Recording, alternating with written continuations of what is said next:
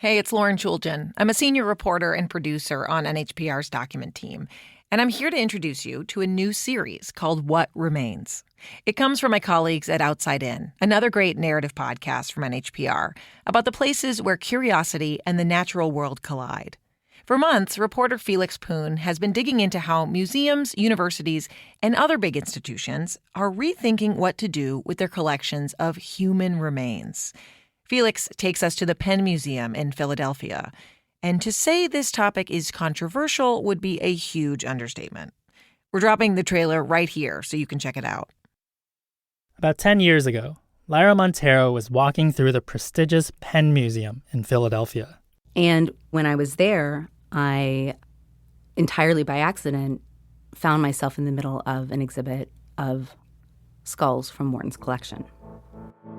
5 yellowed human skulls collected by 19th century white supremacist Dr. Samuel George Morton. I was shocked that it was on display.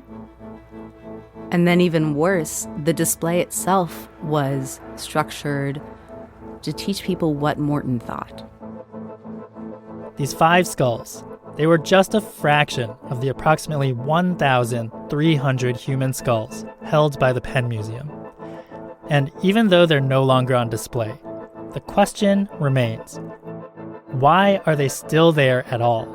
We're talking about a problem that's created by white supremacy, by colonialism over centuries and generations.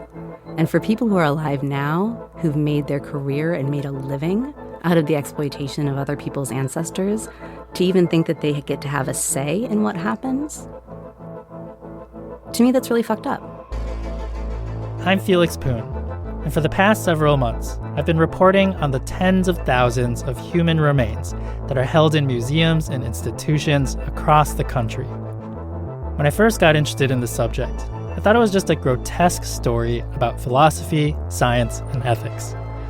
But the more I talked to people, the more they told me that I could not understand this in the abstract, and that the place I should really be focusing on is Philadelphia, where one institution's attempt to reckon with their past has been met with anger and distrust. I think we're all looking at Penn Museum and just hoping to not end up in a situation like that. Burying people to eliminate discussion about what should happen with them is not a good answer. I'm absolutely confident we did the right thing. Again, these are the agendas of a very small group of individuals. This is not the work that the museum has a right to do.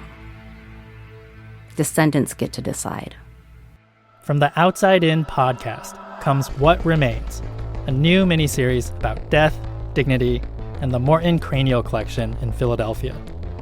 Listen wherever you get your podcasts.